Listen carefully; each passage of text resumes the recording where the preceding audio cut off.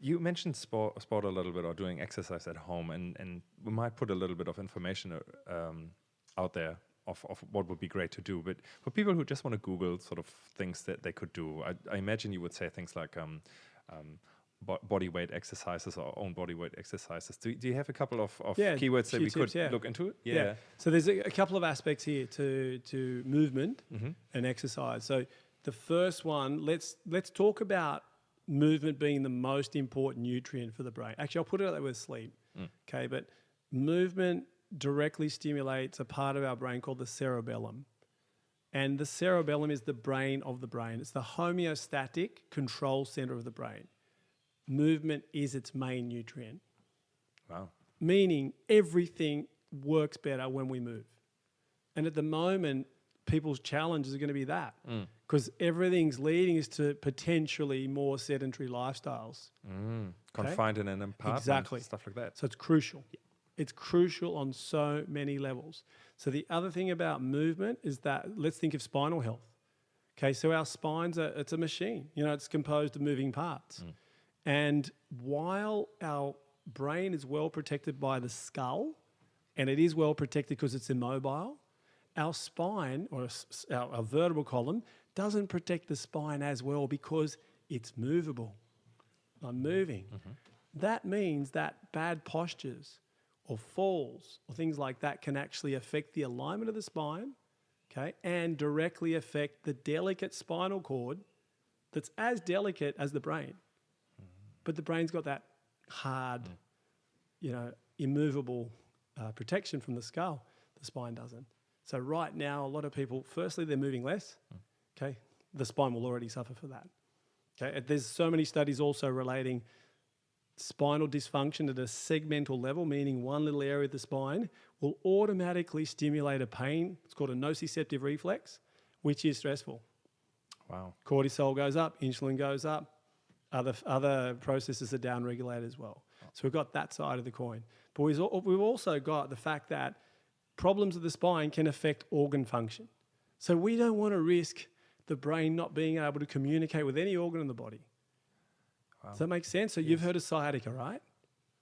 Sciatica, pain down the leg? Oh, gotcha. Yes. Yes. Sciatic pain. So where's sciatica? Is that because we've got a problem in the leg or because we've got a lumbar problem? Yes.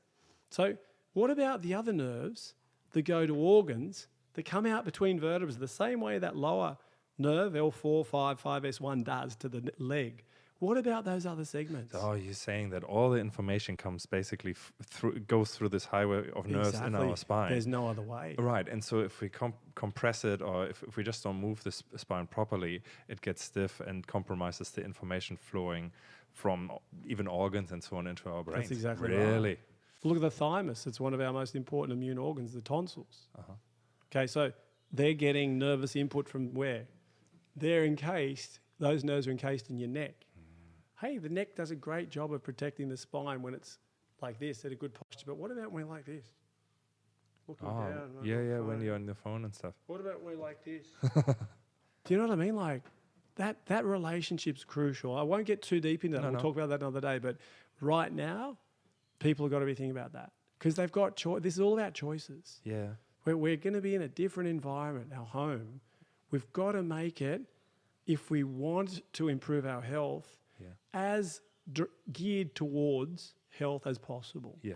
And movement is so important for many other reasons. That's it. So going back to your question there, movement, what would we suggest? Look, if let's imagine someone who's elderly, they can walk, but that's all they can do right now, walk. Do 1,000 laps of the lounge room, or walk around the table. Yeah. Oh, that's boring. Okay, it's boring, but it's beneficial. I would put an audiobook on or something like that. There you go. Yeah. Or support yourself on the table. A lot of people can't walk easily. Can you lift up one knee and then the other? Yeah, sure. So support yourself on the table, lift up one knee, then the other. Away you go. Really? So that's one end of the spectrum. Yeah. Can you move your arms? Could you hold like a can of baked beans in each hand? Or lift them up over your head? Could you do it even without weights? All of this, joints need to move. Okay? Simple movement. Then we can get more complex. So what I'd say is that people at home probably don't want to be doing long duration exercise. If they're used to running an hour, and we could talk about that a whole episode as well, how stressful and negative long duration exercise could be, or moderate Yeah. intensity exercise.